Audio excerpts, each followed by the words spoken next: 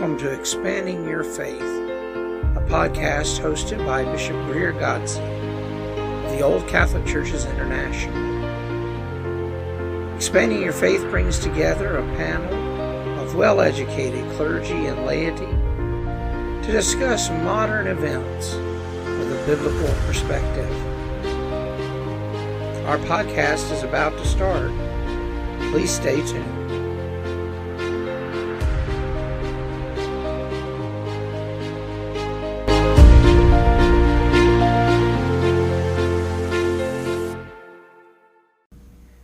Hello everyone, and welcome to this edition of Expanding Your Faith. I'm Bishop Greer, and joining me tonight as usual is Reverend Mark. Greetings everyone. And Father Matt. Hello. And so tonight we're going to talk about clergy, what makes up clergy, what good clergy are, and of course some of the things that we see that shouldn't be going on from clergy. What's clergy? What's clergy? Well, I get that a lot too, so we'll even explain what clergy is for those that don't know. So we'll start there, I guess. Sorry, I didn't mean to throw you off. No, I was searching my mind for what I was going to start with here, so we'll start there, defining it. So clergy are ministers, preachers, pastors, people who help us on our spiritual path towards the divine. And there are clergy in all kinds of different faith traditions, not just Christianity. Rabbis, imams. Rabbis, imams, they all qualify as clergy. Buddhist monks. Some Buddhist monks, pagan priestesses and priests. Bajoran Kais. Bajoran Kais for those Star Trek fans. Sorry, I just had to. And so, I can't forget the Jedi Grandmasters. The Jedi Grandmasters, yes. And so, and even Pastafarians, some Pastafarians are clergy. It's basically anybody that leads us towards a higher power, towards a divine being, towards heaven, towards nirvana, towards whatever you want to call it, are clergy. And there are hundreds, if not thousands, of clergy in every state in the United States and every country around the world. And for the most part, some of them, I think, try to do their best to be good people and lead people towards God, towards the divine. And then there are some who are all about ego and glorifying themselves and making money and, that kind of thing. So, that is what we're going to talk about here. Little green man, big ears that speaks in third person. Yes, Yoda. Yes. Master Yoda. Master Yoda. So, Grandmaster Yoda. Yes. So, and of course, as you might be able to hear and tell, storm has just passed us here in the great city of Augusta, so we have some lightning and thunder still in the background as we try this three clergy and three clergy in nature. Three clergy in nature. Yes. There you go. It should be expanding your faith with three clergy in nature. Yes. As much as we hear the rumbles sometimes. That's right. Or the rain. The rain. The crickets. The lawnmowers. Yes. Okay, so we kind of got talking about this last night. This was why the topic kind of came up was, we see a lot of clergy out there nowadays peddling things, trying to,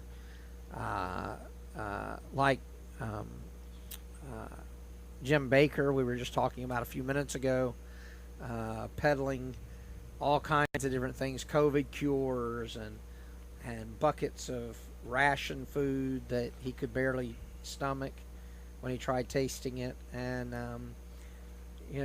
things of that nature, trying to make themselves money. Joel Osteen comes to mind, making millions, but then refusing to let hurricane victims into his church to help them. Things of that nature. And for most of us sitting here around this table tonight, we remember back in the 90s, there was a big congressional investigation into many of the popular televangelists. And the revelations that came out of that were absolutely appalling. Some of the clergy owned solid gold toilet seats that cost millions of dollars. Now, I don't know about you, but my butt's not that precious. So I don't need $1 million toilet seat. And then, of course, we have ministers like Reverend Mark Burns here in South Carolina, who spends 95% of his time on the air talking about politics and supporting various political candidates. Don't forget about Dwight Longnecker. And Dwight Longnecker. For those that watch us on TikTok and YouNow, we did a documentary a few weeks ago from a television show on Vice called Hate Your Neighbor, and it highlighted Reuben Israel and Mark Burns. And Mark Burns spent the entire time he was supposed to be meeting with the host on and off of podcasts and TV spots on television, pushing various political ideologies and political candidates. And that was all he did all day. Literally all day. That's all he did. And but he is considered clergy, even though that's all he does is peddle that political ideologies all day long. So that's one of the things that we got to talking about. We talked about how it'd be good to kind of talk about them and talk about what clergy should be doing, and how they should be acting and living their lives versus what they are actually doing. And clergy for me is coming out of my background is really kind of a super fancy word. I just really default to ministers or refer to the various offices that people may hold. And as Bishop was saying just a moment ago, there are people that are out there that use and abuse their position and have profited greatly from those positions and consider, and they are quote unquote ministers. And then you have the other group who are striving desperately to portray the life of Christ. Since we're speaking, obviously there's a lot of different religions out there that are doing their best to point people towards grace and kindness and love. In the Christian church, you have a group that they're doing everything they can to grow their church, love on their people, and because often you have the mega church pastors, and not all mega church pastors are this way, or various pastors that fall into some type of scandal, financial scandal, sexual manipulation, and so on and so forth. The ones that are reaching desperately to love and to bring grace usually get that less respect. They don't get the honor of people that hold them in higher regard or seek counsel. You know, the office, the positions and the offices in the church were established to direct and point people to Jesus, and point people to the life of Christ, to point people to the way that the kingdom operated, loving others, loving God, feeding the homeless, being hospitable, embracing the stranger, opening our hearts to those who were wounded, bringing healing where we could, and so on and so forth. Right. You know, I myself function, if you want to get technical and kind of in the weeds, you know, I myself function in the office of a pastor. And, you know, the easiest way to identify as a pastor is, you know, as a shepherd, someone who's there amongst the sheep, with the sheep, and who smell like the sheep. They're for a long time, especially in my first pastorate, there was this mindset and this teaching and this training amongst the circles that I was in that, you know, ministers should be, you know, so disconnected and so off and so away from their congregation, and there was more of this celebrity mentality. And to a degree, that is true, because shepherds are not always in the middle of the flock. You know, sometimes shepherds are standing off from the flock, looking at and surveying the surrounding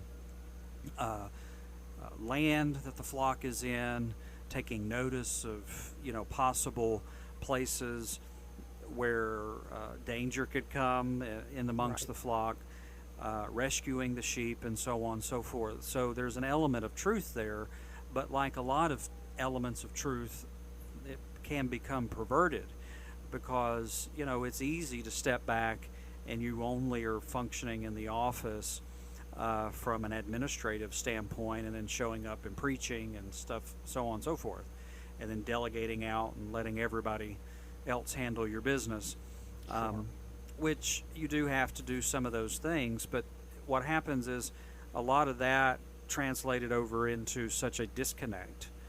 And I've found that as a pastor, you have such a heart for your folks that you want to be involved, that even though you know, I've had people sit in my office, and, you know, I rarely ever get anybody coming to my office to say, you know, I just love this church, I'm just thankful for the grace and the mercy. You know, anytime I have a meeting with somebody, it's usually a problem. It's usually an issue, which I think is beholden to society, because our focus is totally on the negative. Everything's negative. But even when, you know, you get the litany of everybody's laundry list, and your heart still breaks for them, because you want to see them flourish and function in peace and grow in joy and so forth. And, you know, the heart of a minister really is to step back and to see people fulfill their assignments, fulfill their purposes, understand the callings on their life, all while focused on that message and that love walk that was portrayed before us by Christ. What God reinforced throughout the Old Covenant and Jesus spoke of and gave us in person. And, you know, that's really, in my view, the function is to, as best I can, to point people to Jesus, because while we should honor the gifts that are given to us, both in the ministerial circle, there's also gifts amongst us in the congregation, among people. We should honor those things. While we should honor those things, we should also know that people are people. Until we reach eternity, we will not be that perfect being. We will have imperfections.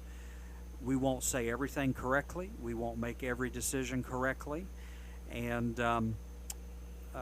because there's been so much perpetrated on congregations in the last 50 plus years of ministers beating up their congregations, Right.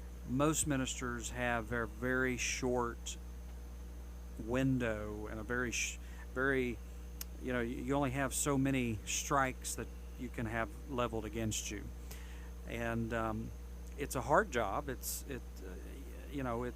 sometimes you do a lot of things no one's going to see. That's right. You meet with people and you avoid problems by diffusing situations that no one in the church will ever know about. You're kind of like a firefighter.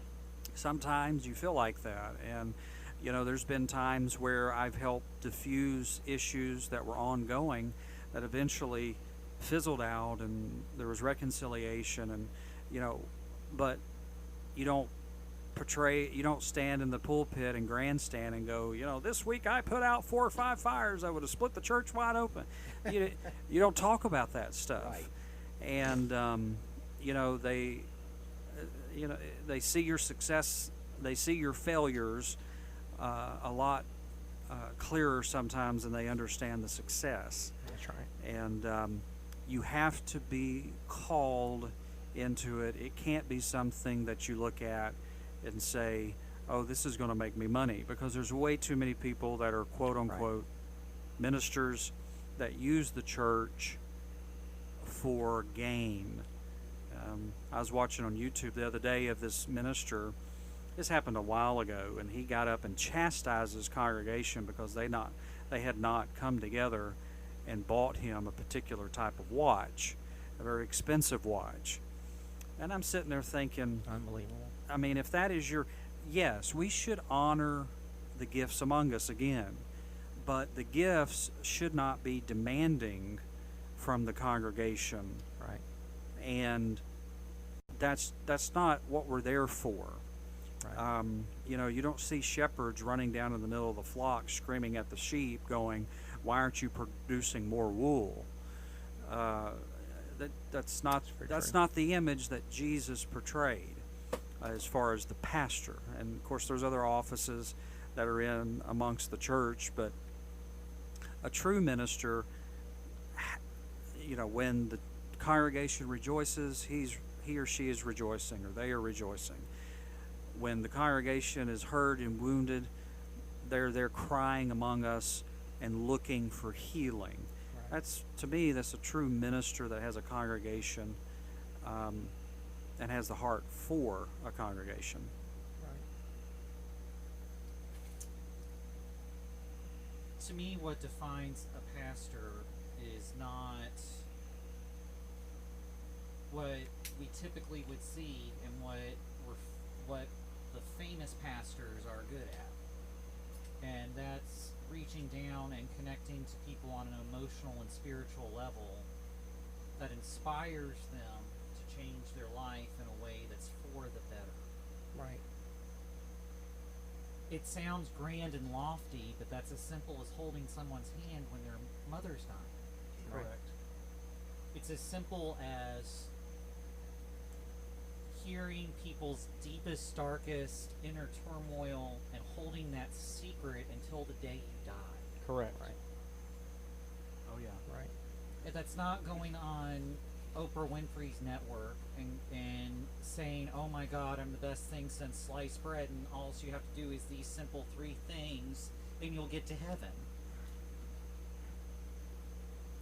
I don't know what else to say on that, because it sickens me that there are people perverting the office of pastor, priest, and bishop to the point to where they're literally making more than an NFL career holder. Yeah. And I have no problem with a minister receiving a salary and stuff like that, but when you get to the place to where your salary is outweighing what your church is doing towards the homeless and things of that nature, Correct. then we've got an issue. That's right. If you have a mansion that is the size of a football field, Yeah, that's a lot. what can that money be used for to better serve the community and to serve the people? when I think of pastors and role models, I think of people like Paul and Timothy and Peter, who literally went out and asked the world, what can I do? Right. Yeah. They went out into Asia Minor and planted something from nothing Right. and changed people to the point where in a couple hundred years it toppled an empire that was tyrannical. Right. Yeah. I mean, and to go back to something you touched on, how many ministers have we sat amongst? And I think ministers that can confide in each other to draw wisdom is a wise way in which to function. But how many times have we heard ministers going out in their congregation or little select groups betraying confidence of these people that, you won't believe what this person just told me, and like, oh my God, how do I, I have a select group of people that I'll confide in if I don't if I'm not 100% sure that I'm thinking clearly on a path of healing for this person. There's a huge difference. Or a group of ministers getting together and speaking such vile about their congregation. And, some congregations do beat up their preachers so heavily that it leaves such a bitter taste in that minister's heart. yeah, don't join pastors' groups on Facebook. I Yeah. learned that the hard way. It's a lot. But we had a minister at our church that we actually had a couple at our church, and they would come out of counseling sessions or sit down sessions or go around and spreading stuff about the people amongst the congregation.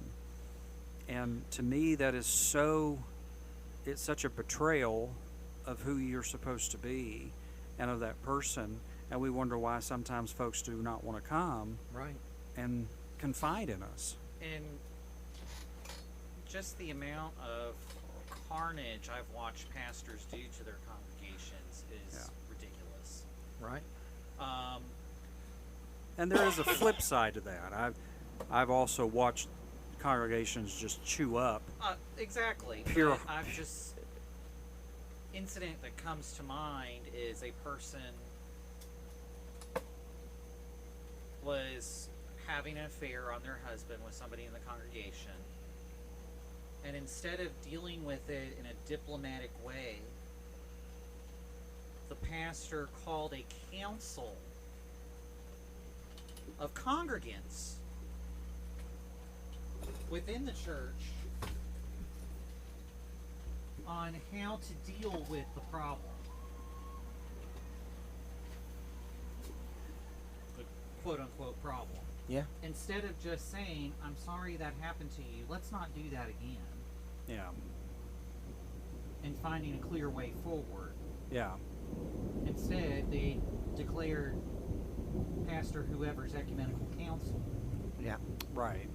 and ended up kicking the woman out and alienating her Yeah. from her family because of it. When there was I'm not going to name names, but when I was younger, there was a prominent church that was part of a prominent, I guess they were kind of a mixture of Pentecostal and holiness back in the day. And it was a network of churches across the United States. But anyway, the local pastor of this local church was a psychologist by trade and got all of his clients from his congregation. Oh my. And unfortunately, throughout time, began using the information he learned in sessions with them to basically subjugate them in the church. Wow. And it eventually blew the church completely apart. Can't imagine why. And a dear friend of mine was a member of this church right up to the end. And the amount of spiritual damage left behind was appalling. There were people that will never step foot in another church now from the damage caused by this one pastor. And that's why I tell all of our candidates for clergy, new clergy who come to me for advice and stuff, I tell them, I say, you know, one of the biggest things that you have to watch out for is to never do any harm. Yeah. Just like the Hippocratic oath that doctors take. Do no harm. That's the first and primary law of a physician. Well, a physician heals the body, but the clergy are supposed to heal the spirit.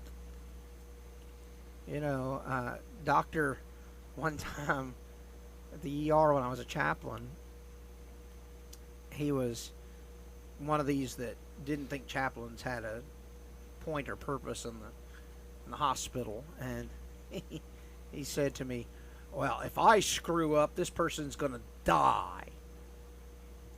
And without missing a beat, I looked at him and said, if I screw up, this person goes to hell for all eternity. He stood there and he looked at me for a minute and turned and walked off. Yeah. You know, but the reality is that's very much what we as pastors, as clergy, live with, is that great responsibility, and so many people don't understand that. They don't understand that that's our responsibility. And something I want to touch on too, real quick, is this idea, and I hear it all the time from people. Well, you're a pastor. You only work one day a week. Sure. I'm sorry, no. You only see me work one day a week when you come to church on Sunday, if you manage to come to church on Sunday. You see me one day a week working. We as clergy work 7 days a week, many of us do. Because our job never ends. It doesn't take a break. You know, it is not like if somebody calls me and says, my loved one's in the hospital dying, that we can say, well, it's 10:30 at night. I'll be there tomorrow morning at 8 o'clock when I'm back on shift. Well, there are some clergy that do that. But, you know, the reality is that's not what we're called to do. We can't just do that. We have to get up at 10:30 at night and go to the hospital to be there with their loved one. But, you know, so many people think that we work one day a week or we work banker's hours, and we don't. Yeah. And especially when you're bivocational. You know, Father Matt and Reverend Mark here, I'm going to embarrass them a slight bit here. They're bivocational, which means that they work a full-time job in the secular world and then are pastors, not just, you know, say 5 p.m. to 10 p.m. on Monday through Friday, but they're even pastors while they're working. Because, like I said, things do not turn off in the world just because you're busy as a pastor. My friends one day, it's funny that you mentioned it, they asked me, when do you get a break from pastoring? I'm like, never. And Yeah. they're like, what do you mean? And I said, and as I was sitting there explaining this to them, in the middle of a restaurant, no caller, no nothing, someone walks up to me and they just go, pardon me, sir, you just look like someone I can talk to. Can I talk to you for a minute? And proceeds to pull up a chair and just starts spilling all this crap Yeah. about what's going on with them and just seeking advice. And they stare at me wide-eyed and I say, that's why I don't get a day off. Yeah. Yeah, I'm often at work. You know, I work 7:30 to 4 Monday through Friday. and any of my meetings for church are generally, because I do work close to the church, thankfully. So most of my meetings that I have to have usually take place at 4:30 or later. But because of my position, a lot of times I'll get instant messages, texts, and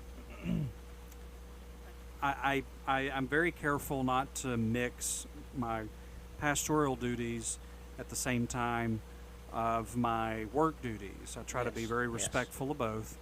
So what that means is, depending on what the issue is, sometimes I can wait till I'm getting off at 4 to respond.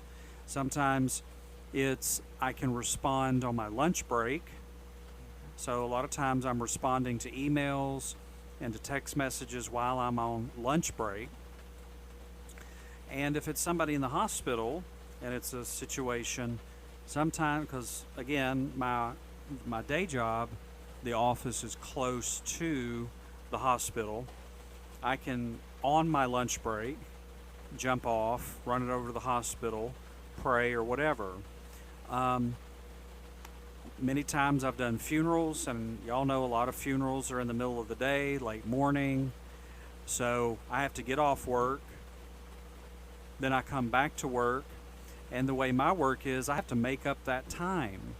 So I'm either staying late a few days, cutting my lunch break in half, and making up that time, or there for a while, especially when I first started as the full-time pastor at our church, I was having to bleed a lot of my personal time off. That's right.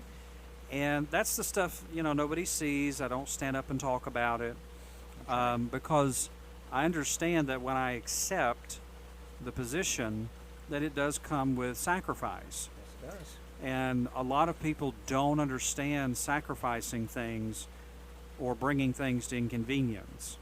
And Fridays are generally, when I get off, are days that I keep away, where I just do solely stuff for me, stuff with me and my boyfriend and my friends. Saturdays are generally a little bit of time doing all the stuff around the house that you don't do during the week. Like this week, I had 3 after-church meetings. I had a function for the church. And sometimes there'll be seasons in the church. It could be a month. Earlier this year, it was like 2 or 3 months, where almost every weekday, I was getting home at 8:30, 9 o'clock. And that was every night. And then I still had to do pastoral duties of sending stuff to our administrator, preparing for services, studying for Bible studies if we were having those, developing leadership in people. And so that's a lot of stuff that people don't see. They don't see the preparation. That's right. And y'all know, for some sermons, we may preach for 15, 20 minutes, 25 minutes. But your preparation time for that particular sermon could move into 3 or 4 hours. That's right. For me, a lot of times the sermons in my series and the things that I'm going to be discussing are on my heart the whole week. That's right. And so it's all those little, if you are pastoring correctly, then you're correct. You don't have a lot of time to just do whatever you want to. And there are seasons that I do pull away from rest. That was my downfall in my first pastorate, as I never rested. I never took time to pull away and to take breathers and to take care of myself. And that was a huge detriment. I become ineffective. I was always tired. And, people are always pulling from you, and Stop calling me out like that.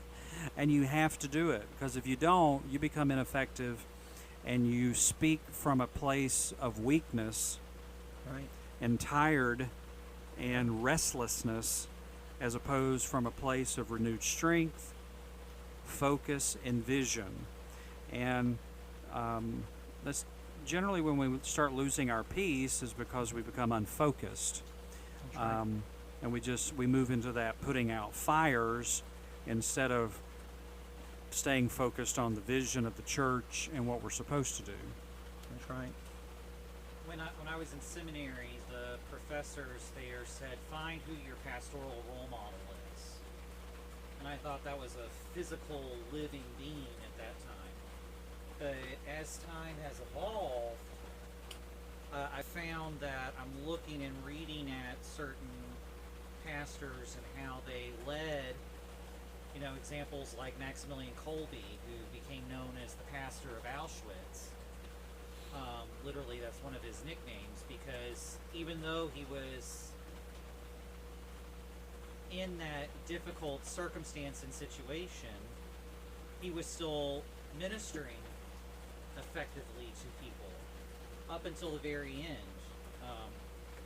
So, Yeah, absolutely. did I say something? No. I was looking at the rain. Oh, okay. We kind of held off the podcast for a little bit to try to get past the storms, and we didn't succeed. So it was. Well, and Here I kinda am funny. saying this poignant thing. Yes, I know. My attention drifted. and there are a lot of different functions of different ministers. I know we're Sure. kind of heavily on the pastoral part because that's pretty much where we are in. Of course, Bishop is in their position, and it's a little slightly different than just the regular old pastor like me. The pastor of the pastors. Pastor of the here. pastors. And so, but in the other offices and the other functions in the church, you still have that thread that is the same, where Sure. the desire is to see the church body fulfill their calls and their assignments. Right. And there's a little bit of a different approach based on those offices, but that's still got to be the heart. I remember being around a group of quote unquote evangelists and traveling ministers and stuff, and their saying used to be, live long, don't pastor. And Right. or I would pastor a church if there weren't any people in it, type of a mentality. And and the thought of pastoring scared the mess out of me for the longest, because that means you do have to be vulnerable and you have to be responsible to the growth of not only the church but to yourself. And Right. but when I entered into that position, and that's what I was supposed to do, there was such a joy that came over me. And yeah, there's times that it's so difficult, when you have people that will emotionally disconnect from you and you can't reach them. When you have people that are in those situations in life that, you're there to spiritually guide them, but it's beyond your ability. They're dealing with end of life situations. I mean, your heart breaks for those individuals, and you have to remind yourself of your assignment. You have to remind yourself of the call. And your assignments change based on your seasons. They're when I was when I was an interim pastor at MCC here in Augusta for a period of few months after one of our pastors left and before the other one came, my assignment was to stabilize the church. Sure. So I did everything. My focus was focusing on the small victories, focusing on the different areas that solidified growth and what we had, and bringing health and healing. And the church kind of stabilized after that rocky transition. Then when I moved into that when I became the permanent pastor, that was also the situation where I was focused on bringing that stability. So that season of stability for the longest period of time, and then the assignment kind of evolved into a place of when the church is in growth mode, you're looking to make sure that everything is functioning with clarity, that vision is clear, that you're bringing forth those words and those messages that are in need of the congregation. So sometimes your assignments change, but your calling and your purpose remain. But at the heart of it, it is, how do we position people, both as a whole and individual? How do we position people to fulfill everything that God has for us, Right. and living that life that portrays to the world we have some answers, we've got peace, there's some joy amongst us. Even though we're imperfect, we serve an Almighty who is perfect. And so let me, while we're here, and Reverend Mark kind of pointed that out, was I am in a little different role, but it's essentially like being a bishop or an overseer, an elder, whatever you want to call them. It's like being a pastor of just a bigger church. Yeah. It's because, as Father Matt said, I am the pastor to the pastors. So, pastors that are under my care, like Father Matt and Bishop Ben and Bishop Jim and Father Kevin and Father Jeff, and all of these come to me for spiritual guidance and for spiritual advice on their situations going on in their parishes or in their dioceses or whatever. And I also have to put out fires on a bigger level. So, if a fire at a particular parish gets beyond what the pastor can deal with, then it's my job to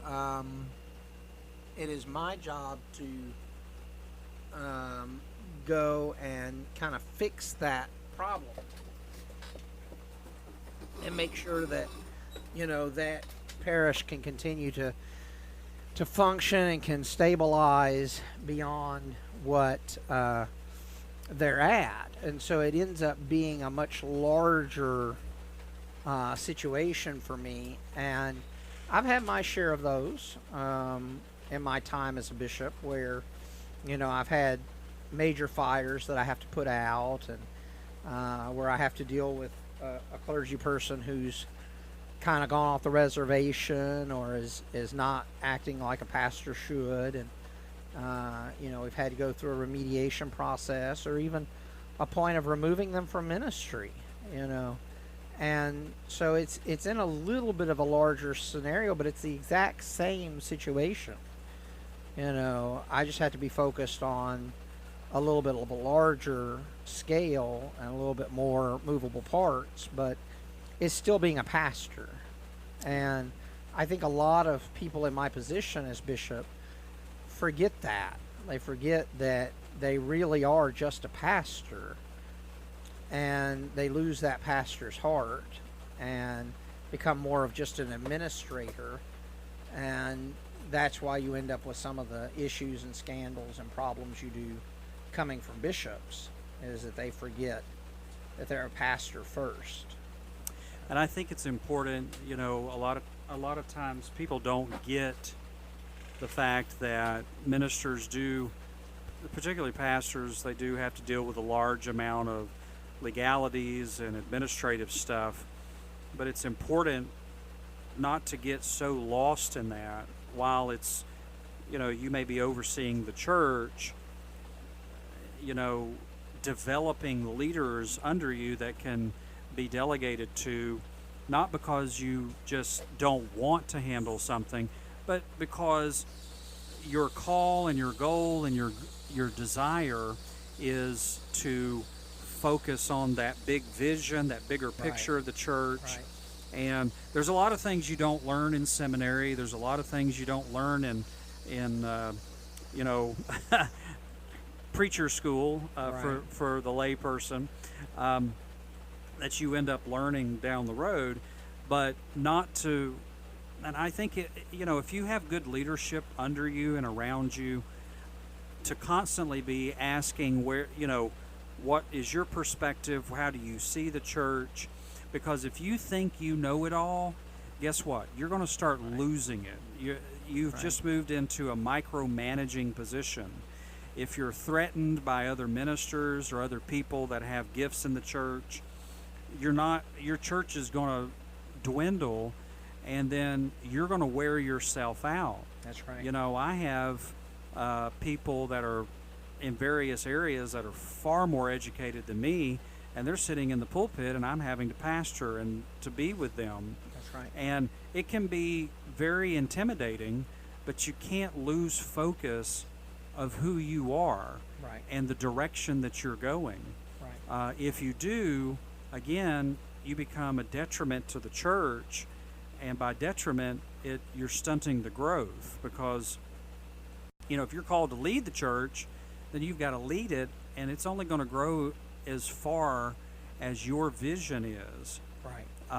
And so that's why it's so important to reflect inward, ask Holy Spirit on a regular basis, direct me, let me see anything that I'm missing, communicating with your leaders, especially those that you trust that are in the church. Say, hey, how do you feel the church is going? I do this with my board on a regular basis and say, how do y'all feel the church is? What do you feel the temperature, the pulse of the church is? Is there anything you're seeing that I may not be seeing? Right. And that's a vulnerable state, because a lot of ministers think that they see all, hear all, and know all, and that's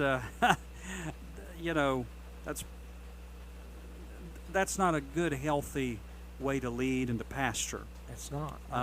Because you're going to miss stuff. Yep. There's going to be things that you don't see, and it should be one of the focuses. Let me back up. If you're focusing on bringing people into their purpose and their callings, this other stuff will kind of start taking care of itself, because people will start owning being right. leaders, stepping up to the plate, and so forth. Some people need a little encouragement to do it, and that's okay. My dad taught me years ago, you got to walk your spaces. You got to be familiar with what's going on in your churches or your businesses, or he was not a pastor, but my dad has been in multiple leadership positions, and it's one thing he taught me early was, don't be so disconnected. Walk your spaces. Walk around with the janitor periodically and help them scrub the toilets so you can understand what's going on. Amen. And stuff like that. Be involved in the various areas in your church to some degree. Sit in on some meetings. Right. Take temperatures with people. And so a true minister will have a desire to see each person, each area flourish. And if they're overlooked or if a church succeeds, they all succeed. Right. If a church is failing, a lot of times it's because the pastor loses the understanding of the needs and the direction that church needs to be moving in. Right. Bishop Jim has a wonderful saying that he tells candidates, and he says, if you're not willing to clean the toilet, you're not willing to be a pastor. Yeah. Sometimes, it's not all about standing in the pulpit. It's not even about sitting in the office with somebody who's, just lost a loved one or experienced a divorce. Sometimes it's something as simple as sweeping the floor or cleaning the toilet, And so if you're not willing to do that kind of job and that kind of work, then you're really not willing to be a pastor. Right. At all. And so we have to always remind people, especially candidates in going into clergy, that part of our job is that mundane. Yep. It is the mundane things. It's not all glamorous, and it's not all about look at me. It's the little things that we do that nobody ever sees. That's know? exactly right.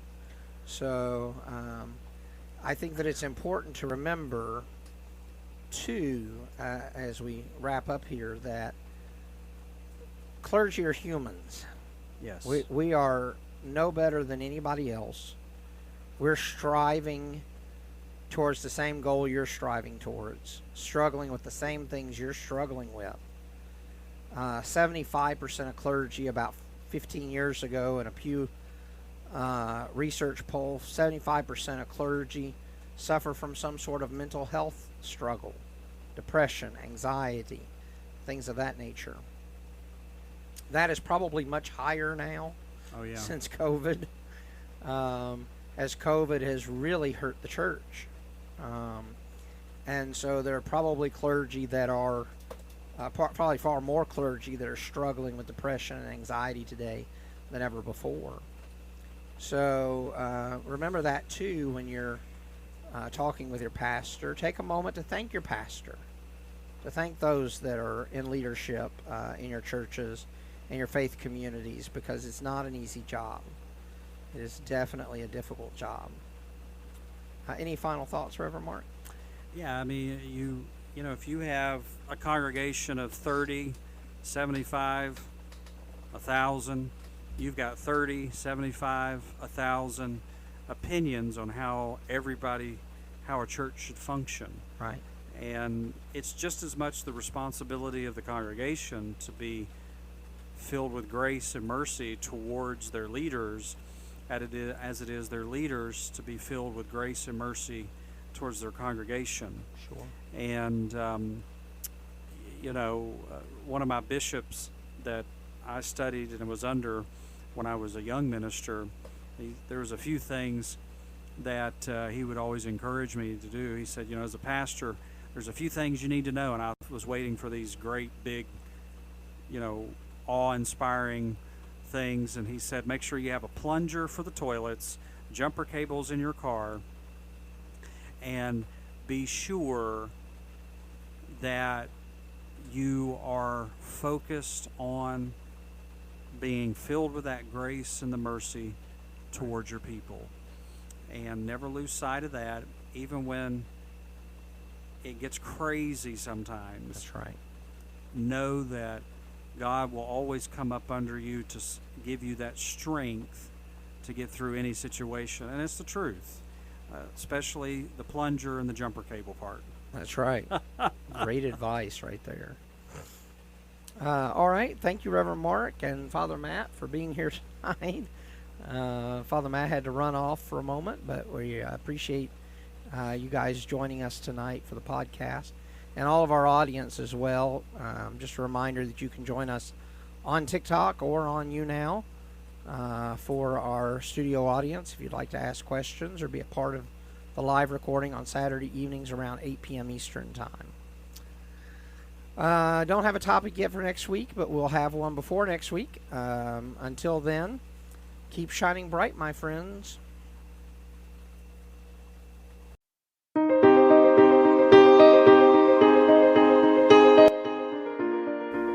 Thank you for joining us for this episode of Expanding Your Faith.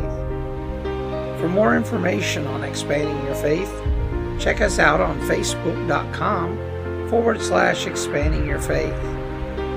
We are available on Apple Podcast, Spotify, Google Play, and wherever you find your podcasts. Until next week, when we once again attempt to expand your faith, keep shining bright.